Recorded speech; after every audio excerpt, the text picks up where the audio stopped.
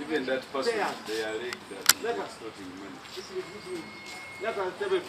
Oh, yeah, you are Gamba.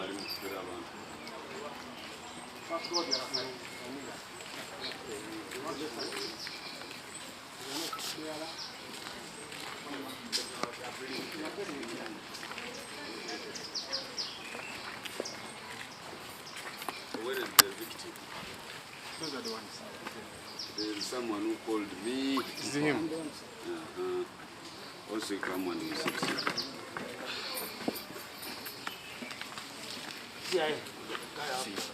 Where is the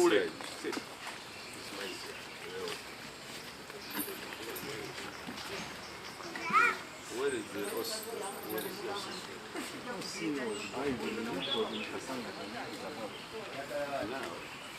Now, I was coming from the office of the president at a meeting there in the morning. Someone called me, alleging that he need us demanding money from them, and this is not Chawele. Temujja wano ate kukema bantu bano nga mubawo omutwalo oba emitwalo ebiri bakukoleko mukwanga. Olwedda abantu bali ku poliisi eri bemulugunya abantu nga kumi abantu baffe bano abanira basaba ssente. Eno exercise yaki ya bwereere. Bwabairawo ekyetaagisa ssente kibeera official. Ssente ezo n'ozitwala mu banka n'ofunaki receipt.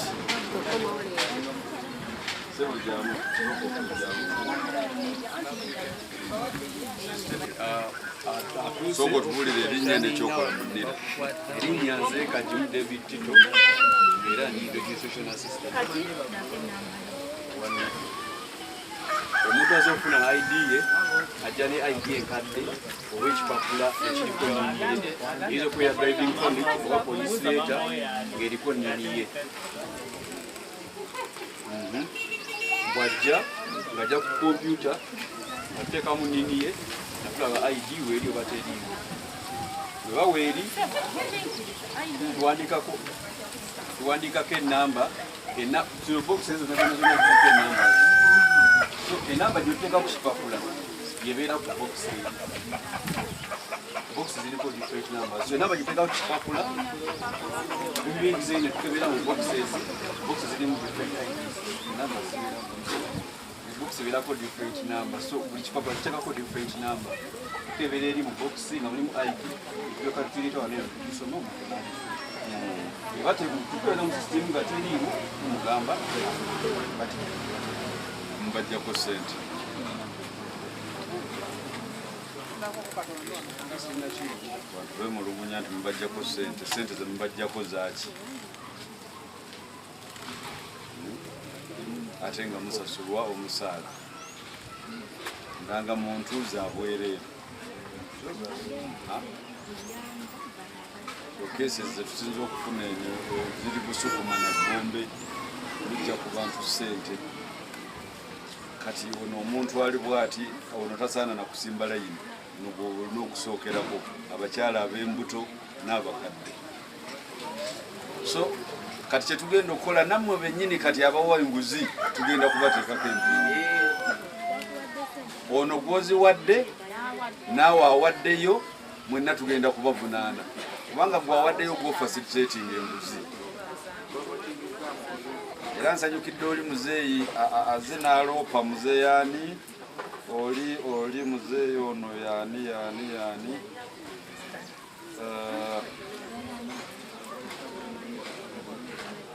kasi mu bibi ye bamusabye enguzi n'agaana. Era bwakubye essimu nga bamusaba enguzi n'alikodinga omutwalo muteeke ku ssimu bweti ereeta mannya ki. So mulekeraawo bano bwe babasaba enguzi poliisi yino bamubuulira OC. Okay? Tugenda nakuteeka wano buli wababeera bano tugenda kuteekawo abantu baffe abambadde engoye eza bulijjo. Katugenda kukyusaamu tugenda kuteekawo abantu baffe abambala engoye za bulijjo. Oli bw'asaba enguzi ono agiwaayo n'agifunye mwenna nga tubatwala nga tukola ki Banga abantu tebawulira. Exercise ya bwerere. Exercise ya bwerere tosasula sente. Ndio omuntu wasasula sente. Mu system ya nira waliwo ng'oli azze kufuna certificate. Waliwo system y'okusasula sente. Era sente n'azitwala mu banka n'afuna receipt. Di omuntu lwakikola. Bawanga alina byayagala okutuusa ku ndagamuntu ne birth certificate. Abako omutemu gwasasula mu banka. Birth certificate ne death certificate ne change of particulars. Mukitegedde baddire mu nnyo nga bawulira. Alina byayagala okutuusa ku ndangamuntu ye nayagala death certificate ne birth certificate basasulira sente. Okukyusa particulars ku ndangamuntu osasula sente mmeka? Bamutwala abiri. Okukyusa amannya ku ndangamuntu y'ekintu kyonna. Ate ezo sente ozisasula mu banka toziwona mu cash n'ofuna receipt. Certificate y'okuzaalibwa omwana nawo osasula sente mmeka? Okuva ku 0 years to 9 to 6 yogera mu Luganda bano balimi. Okuva ku olunaku olumu paka ku myezi 6 kiba kya bwereere. Okuva ku myezi 6 paka myezi 9 paka myaka 15 giba muba mutwalo. Mitwalo ebiri kuva 16 paka 18. Then 18 okuda aguli ba mitwalo 5. Ate certificate y'okufa. Certificate y'okufa yebeera ya 50 ebeera mitwalo 5. So abatuuza exercise yaffe eno ya bwerere si ya kusasula ki okujjako kiri kye tubagambye olina kyotuusa ku ndangamuntu yo amanya oba ebintu ebirala wosasulira ki ate tozimukwasa ozitwala mu banka ye n'omuleetera receipt ne certificate y'okuzaala oba ey'okufa. Mukitegedde kati katubawe enamba yaffe ey'essimu 0779 890 RDC nasa osina ubaweyo akasoka kuwe namba y'essimu. Namba ya OC Busukuma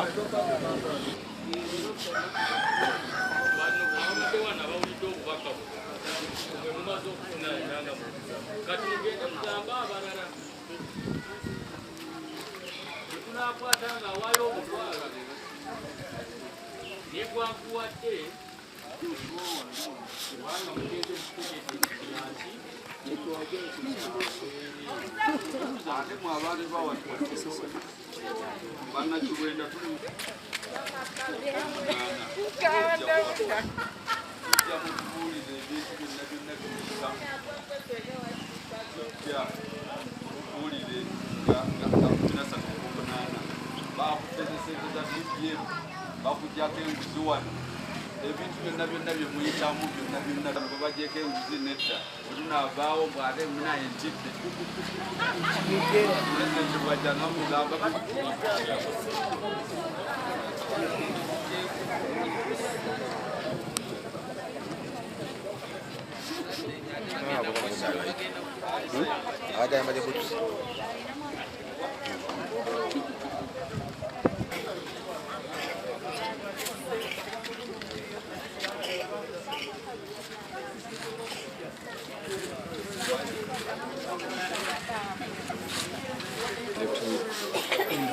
kabira wano wana bakabira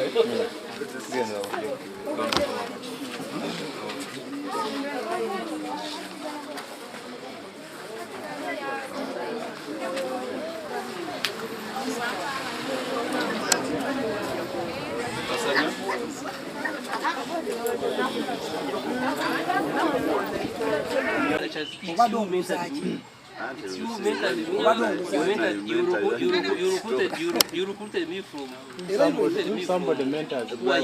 But if I mentor you and you extort, you mentored me from when I don't take action, these people are going to report me. You recruited me from here. You mentored me like mentoring you does not mean that. So if I mentored you, at least if I mentored you, that means that I taught you even how to extort. You see, Charles, when we watched you. Even when we met in Nansan, it was on our subcon which was performing well. No, in what? registration. You are called who? Yeah, Ruhanga. It was our sub-account. Ruhanga, you first wait. The words you are talking, you are out of your mind now. Yeah, it is true. You just caution. Limit your words. I'm limiting my words.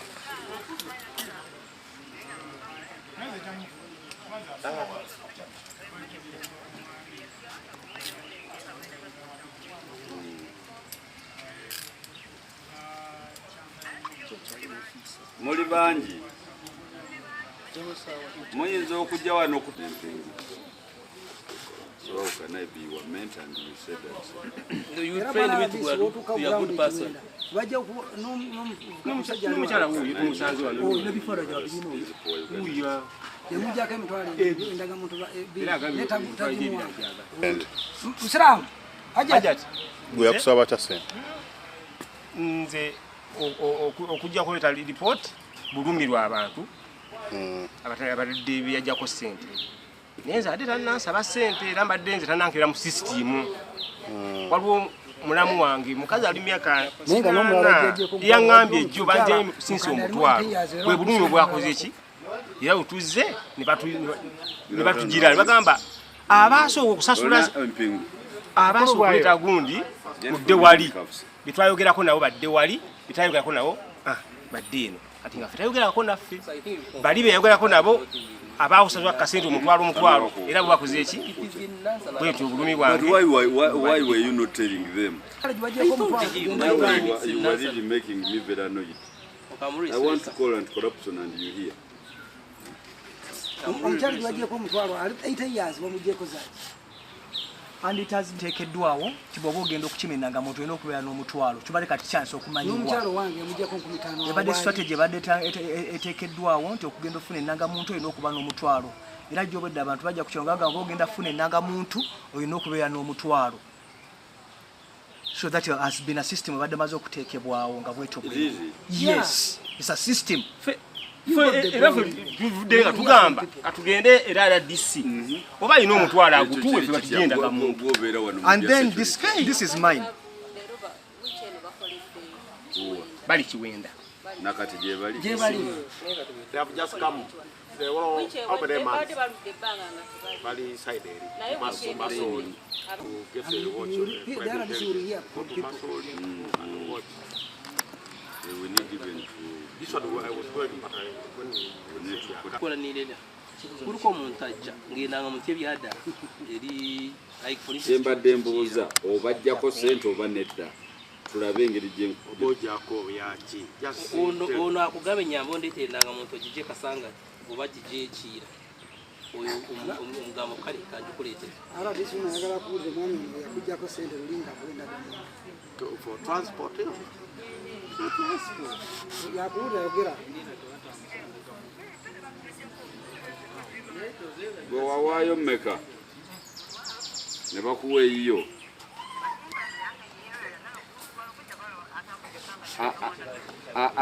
ani gwe waziwa sebo tekawo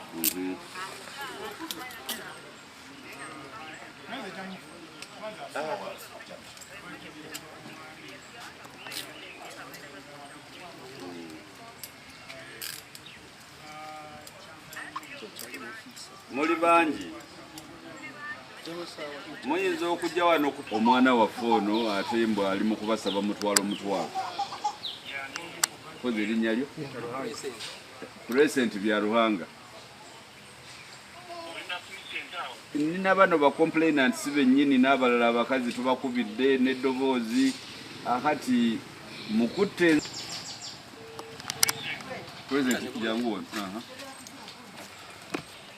Yes, sir. There are cards which are in Nansana. We've not tried them on telephone. Any card is in Nansana. Mugamba card in Nansana. Ate nyingi nnyo. Amretsa. Era twali twawandika omuntu wajanga ajja okugenda nga mugamba nti teriwo tugenda kugipiikinga ku Nansana. Ye alowooza you have endanga mutu weeri. So mutwalo kuba gwaki. Twawandise ne ku papula. fone tulira wano problem Linda ko tukubere Mike omumanyi alina luvula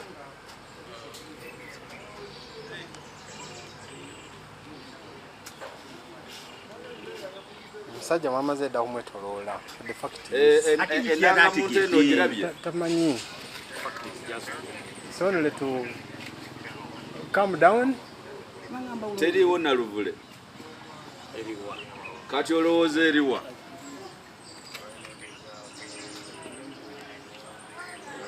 egombe so tukubire egombe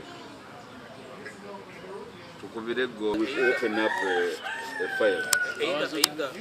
Since this one has reached on ground, we caution this. So kuwandika statement. And corruption yendi bubi. And corruption has put pressure on me. Yet I don't know their transactions. People go up to General Lusoke. And the situation is worse in Nansana. Whoever goes to pick his card at the centers, they ask money from them. Okay. Let the complainants write their statement, he writes, so the issue of caution will come in later, after. We must address this issue once and for all. Because the statement, if need be, we shall take you to court. Me, I will take you to court. We are going to be now to act like a PDM people. We have arrested these ones who have been extorting money from people, PDM. Things have changed. Baramu will come here and you will cause problems to Timon. And Baramu is coming in Nansana, expose the corrupt. These are the victims. When they talk and we don't act, we are also put in the same bag with you. And now you are saying you are meant. How can I mentor you to extort me? And I don't even remember that I mentored you. If I mentored you, then I told you to love Muzei, love your country, love, be patriotic, support Pan-Africanism, socio-economic transformation and democracy. If I mentored you, Those are the things you told. yeah. It's transforming through Yes, 10,000. but really, Those are the I things can, you mentor me to be a good person. yeah, to spread the gospel of the church. Katusooke tukuteekeyo muwandiike bulungi statement zammwe then bino ebyokutuula tujja edda nga tumaze wekani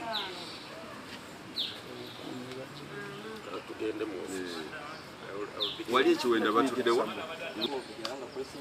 yaluwanga waliwo kesi gye wali involved in extortion.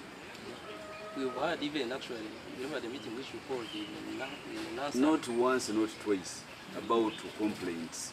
Well, let me explain myself. There was a time you called a meeting in Nansana for the workers in Nansana. What was our Nansana. message? And you called all the What was supervisors our on the message? Because the message was we should not extort. Now, are these people dreaming or they are biased against your service? They are not biased about my service. So why are they complaining about you? So, let me tell you something. No, why are they biased against you? Let me explain what Yeah, I'm happens. going to arrest you, I'm going to arrest you. Because really it is embarrassing. Yeah, I know. Yet I know you, and I thought you were... I find you are even the one who mentored me.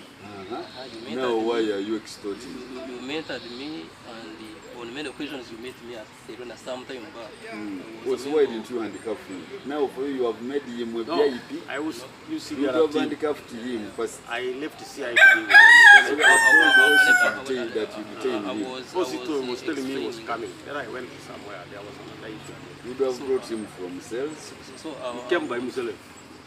when allegation came, I came myself. Now I finally explain myself. Let me explain what exactly happened. Now, Busukuma and Gombe, most of the cards, these cards when they came out, actually like 10% of the cards. Bano babadde baze kupikinga kaadi oba babadde baze kola renewal. They had come. Yogera mu Luganda. Babadde baze kunona. Babadde baze kunona. Aha, kati bwe batuuse ki ekibaddewo. Ndomukunyola na fund. Cards 70%, okay, like 90% ya cards za from here. Where pisa aliwo? Ezojewa na first week of May this very year. Naje wano ngenda muntu yange. Omwami onakebera bya ruhanga nagamba ndi mu box ya lukaga nkaga. Nagamba nkomo ku Friday, it was on Monday. When I come out Friday, endagamuntu yagirina neti yagimpa omukyalo wange nasobola okusasula sente namuwa endagamuntu ze natagimpa I moved, I went back. Unatwala obudde following enda oba giziza eringi picking naluvule namalayo onakulamba bagenda okunkeberera saawa 9 nti abantu b'ebisukuma bagitwala eri bisukuma nenva I spent a full day olwaleero wensobodde okugenda nga bali Kiwenda wentuuse Kiwenda libankeberera nti ndi mu box ya 107 900 nentuuka waali angambye emuwe mutwalo nemugamba mutwalo sigulinawo leeta esimu nkutereme namba abadde ateekamo enamba nemulaga kubanga luli yalagimpadde wemulaze nagamba olwedde ogirina nensalawo okukotinga afuna evidence bulungi nemukubira nemugamba simu gyongamba okuteekako esente leetamanya ki ntereeta bya Ruhanga it is even in the recording ensonga yange evuddeko okugenda wa RDC kusaba sente ate ngendaga muntu gyabwereere ngitambulidde okuviira May mwaka guno gwennyini paka up to today era mwami omwoyo bya Ruhanga yambonyereza ngenda enaluvule teriyo ate yagirina era yakolo yagirina nawako omukyalo wange nakabugoma situla zinatagimpa kati gwe kiki oyagala naddala ku abantu abo gavumenti kyensaba nti bafuuse kizibu oba bagobe batuwa abantu asobola okutusaavinga nga manyi nti bazija tuweereza lesi kusaba mutwalo olindaga mungu ekyokujja ku bantu sente abaza okufuna services za ndangamuntu kunira offices kibi nnyo tukivumirira okufuna ndangamuntu okuza obujja ndangamuntu okunona ndangamuntu yonge efulumye kyabwereere munnayuganda yenna tasaanye kugibwako sente ekibaddewo wano ebusukuma olwaleero nkivumirira nfunye amasemu mangi nga ava ku ofisi ya president ku makya gyembadde ng'abantu beekubira enduulu nti akulira services za nira busukuma ali mpubasaba sente era ne bankubira ne banteekerako n'amaloboozi ng'abasaba sente abasaba omutwalo ekyo kibi nnyo tukivumirira era nzize mangu nnyo abantu abadde beemulugunya ne mbasangawo era owanira tumukutte olw'okubanga amenya amateeka g'eggwanga ng'asaba abantu enguzi ku saavisi ey'obwereere kituufu waliwo services mu nnira z'osasulirayo sente naddala ng'okukyusa erinnya oba olina kyoyagala kyokke ku ndangamuntu yo nategeddeko abanira baŋŋambye nti yo saavisi ogisasulira naye ate sente ezo ze bakusabye endowooza ziri mu mitwalo 2 tozisasulawo wennyini ku nnira ogenda mu bank n'osasula mu bank n'oweebwa receipt n'ogitwala ku nnira ne bakukolako then sente endala esasulibwa ze zino certificate za birth certificate osasulira sente osasulayo sente ndowooza banira bennyini bakugayidinga naye ate era sente ezo eza birth certificate ne death certificate tosasula wennyini ku nnira awo obisasulawa mu bank so omuze ogw'okujja ku bantu sente abaagala okufuna services ku nnira nga gukolebwa bano abaana abakozi ba nnira mubi tuguvumirira era tugenda kukwata buli omu agwenyigiramu n'okusaba ebintu bingi si nnira yokka tubadde tuwulira complaints ku bantu abanaku abasaba sente za PDM era nga baba conditioninga mpaye emitwalo 5 nkuteeke ku list mpaye emitwalo 10 nkuteeke ku list mpaye emitwalo 3 nkuteeke ku list y'abantu abagenda okukola ki okufuna sente za PDM bonna tugaludde tugenda bakwata tubasibe buli yenyigira mu buli yake tugenda mukwata tumuvunaana so ekikoleddwa wano esavinge nga example yaba abalala bakyalinamu ogwo omuze ogusabiriza sente z'enguzi. Okay. The first time I'm getting reports about NIRA staff in Busukuma extorting money. Last time I received a call from anti-corruption complaining against the same. But this time it was not Busukuma. I don't know who takes Lugo. Lugo. Is it Zanda. Gombe? You go up to Lugo. Zanda Matuga. Zanda Aziabate. It's the other side. Anti-corruption called me complaining about the same. We have sat with these people together with their boss and urged them not to condition these people wanting Ndangamuntu, not to ask money from them. But the vice is continuing, I don't know why. We are going to have them arrested. Now there is no mercy. Me, I'm going to arrest them before I am arrested by the president.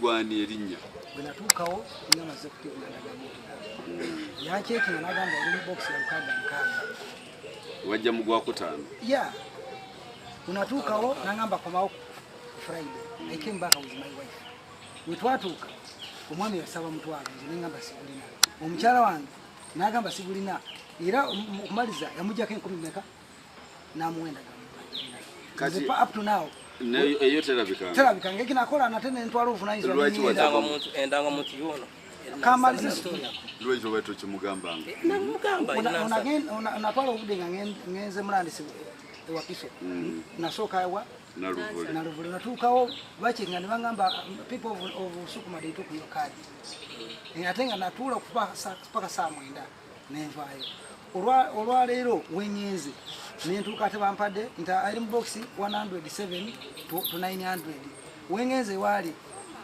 era ndowooza omwami asooka bawegundi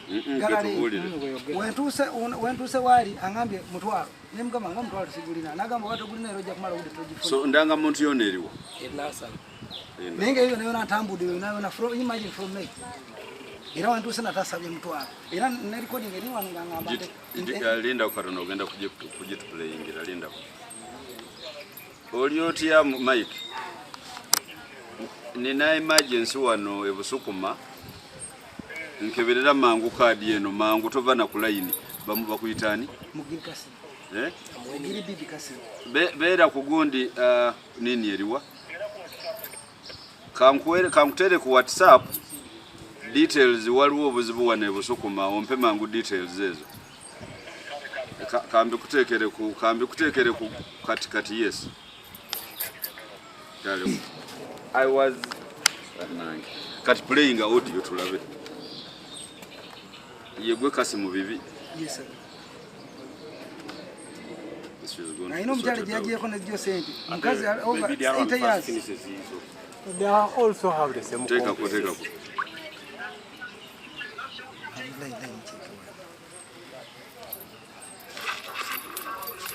Mike n'emisolo yamusaba ssente ndaga muntu agifunanga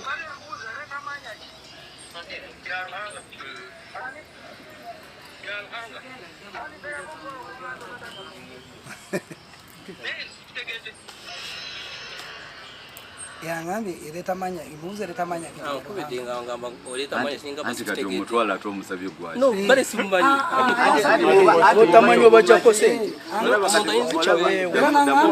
erimanya gabya kakati boba ate wegendeze bintu damu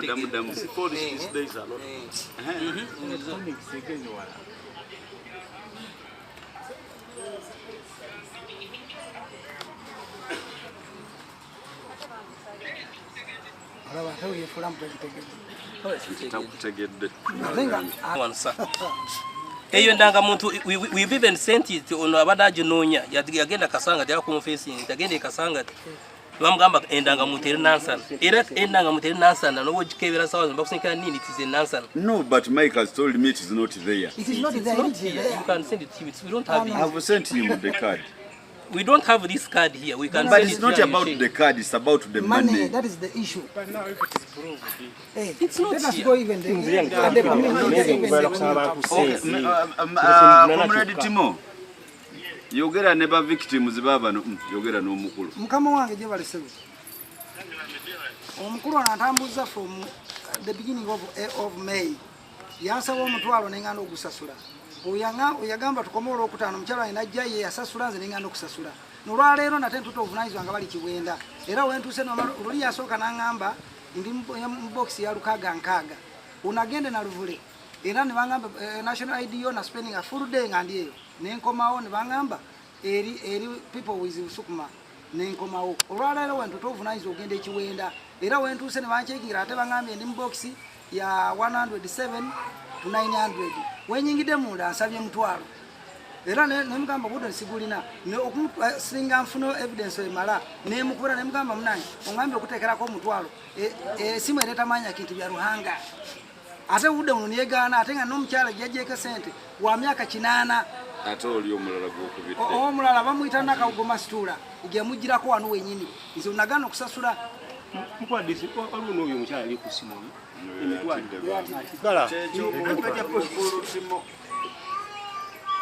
abaana baffe simanyi bwe tugenda bakola ate nga omwana abadde wampisa tubanyuka nebagabana sente alinga oba atunze birime. yes so katusooke tumuteekemu awandike statement.